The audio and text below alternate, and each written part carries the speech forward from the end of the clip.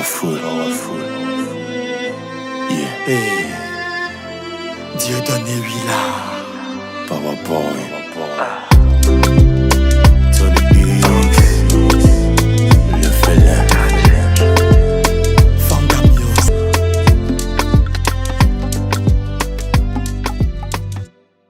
Je tiens sincèrement à vous remercier et à vous souhaiter la bienvenue pour cet atelier de validation. À cet effet, nous souhaiterions que vous nous aidiez par vos apports et vos critiques à mieux faire et à améliorer ce document. Mesdames et messieurs, l'élaboration de ce document que vous allez valider ce jour s'inscrit dans notre vision globale d'inscrire notre commune sur la liste des villes intelligentes. Cette vision nous impose un défi, celui de répondre aux besoins des habitants de la commune, assurer leur bien-être et leur sécurité tout en préservant les ressources de l'environnement et en créant des conditions favorables au développement économique local. Qui dit une ville intelligente dit des citoyens intelligents. Ceci nous réfère au capital social et humain de notre commune. Il s'agit bien entendu de la diversité socio-culturelle de notre population, de son niveau de qualification, de son ouverture d'esprit et de sa créativité et surtout de sa participation à la vie publique. Qui dit une ville intelligente fait appel à une administration transparente de la commune, partagée et transversale, intégrant la participation citoyenne. Qui dit une ville intelligente dit un environnement intelligent. Il s'agit là des questions écologiques et de la gestion des ressources. Notre commune doit valoriser un environnement de qualité, gérer de façon durable ses ressources et travailler à la protection de l'environnement. Qui dit une ville intelligente évoque un mode de vie intelligent. Il met en lien les facteurs liés à la qualité de vie, la culture, la santé, la sécurité, l'éducation, l'habitat et la cohésion sociale. Enfin, qui dit une ville intelligente dit une économie intelligente. Il s'agit de la compétitivité économique qui repose essentiellement sur l'esprit d'entreprise, d'innovation, la productivité, la flexibilité du travail et l'intégration sur le marché national et international. Chers acteurs communaux, il me serait difficile à chaque fois que l'occasion m'est en fait de vous réitérer mes remerciements et reconnaissances du conseil municipal pour votre engagement suivant et votre disponibilité à toutes les phases de l'élaboration du présent document. Chers membres du COPIL, messieurs et dames experts du cabinet d'Esco Perspective, trouvez ici à travers ma voix les reconnaissances et félicitations du conseil municipal pour ce travail de qualité que vous ferez le devoir d'étoffer par les riches contributions des participants ici présents après les différentes présentations. Chers participants, une chose est de se doter d'un plan de développement, une autre est de se donner les moyens de sa mise en œuvre. Le conseil municipal compte sur votre permanente disponibilité pour une réalisation optimale de ce plan. Nous comptons également sur nos partenaires techniques et financiers et d'autres communes des pays en très bonne relation avec le Togo. Nous avons déjà des échanges très poussés avec la commune de Kigali au Rwanda et la commune de Maïné-Soroa au Niger. Il faut noter qu'une délégation de cette commune du Niger a effectué une mission ici à Lomé l'année dernière dans l'espoir d'un futur jumelage un mémorandum d'entente a été signé entre nos deux communes. Mesdames et messieurs, je suis convaincu qu'en réalisant ce PDC, notre commune sera la locomotive de toutes les communes de la capitale du Togo et, toute évidence, la référence. C'est sur ces mots que je déclare ouvert l'atelier de validation du plan de développement de notre commune d'Agogne 1. Je vous remercie. C'est une population jeune parce que déroule sur toutes les 5 années, ou bien ça commence en année 2, en année 3, sur combien d'années c'est décliné.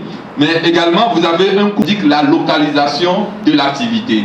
Nous allons donc parcourir ensemble, rappeler, pour le programme 1 qui est le reverdissement de la commune et l'aménagement de ces zones inondables. Le projet 1, c'est le renforcement de la politique de reboisement. Et ici, les activités qui ont été retenues à faire, d'abord c'est d'évaluer et de réorienter le cas échéant le projet Un ménage, un arbre qui existe déjà. Et ce projet-là, ça va porter sur toute la commune, déjà la première année, être faite dans l'année numéro 1. Le programme 2, qui concerne la dotation de la commune d'une infrastructure adéquate et d'un habitat décent, va avoir comme projet phare l'amélioration du niveau d'accès, l'amélioration de la gouvernance locale et du cadre de vie. Toutes les activités qui ont été répertoriées ici sont pour un montant de 2 545 500 000 francs. Et le coût total de tous les projets, les activités du PDC s'élève à 14 296 millions de francs CFA sur les 5 ans d'opérationnalisation. À l'étape de la validation du rapport final du plan de développement communal d'Agogne V1. Cet outil de planification et de gestion pour l'exécutif, mais également c'est un outil qui permet de projeter en fait la commune pour les 5 années à venir.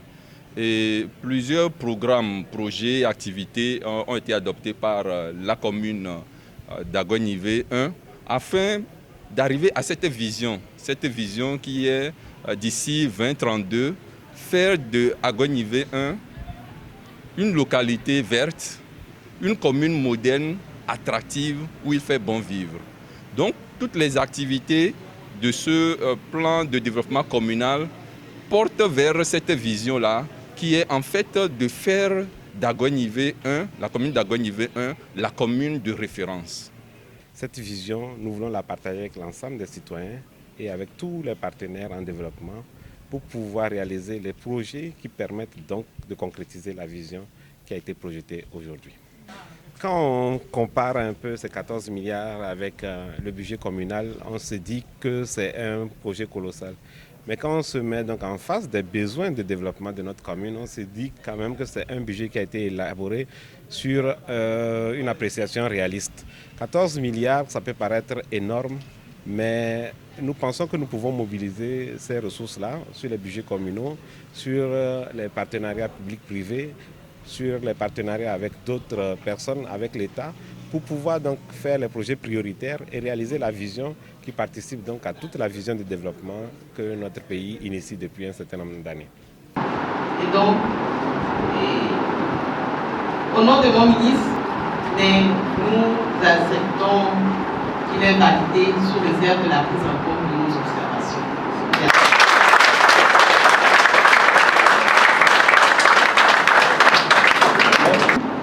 Distingués invités, mesdames et messieurs, un plan de développement est un pas important dans le développement d'une collectivité locale, en ce sens qu'il balise le chemin du développement. Faudrait-il que sa mise en œuvre soit maîtrisée par l'exécutif, le conseil municipal et reçoive l'adhésion des principaux acteurs locaux et la participation de tous les citoyens y résidents, pour vous exhorter à plus d'engagement et de disponibilité autour de l'exécutif communal, j'allais dire, pour la mobilisation des ressources nécessaires à la bonne mise en œuvre du présent PDC.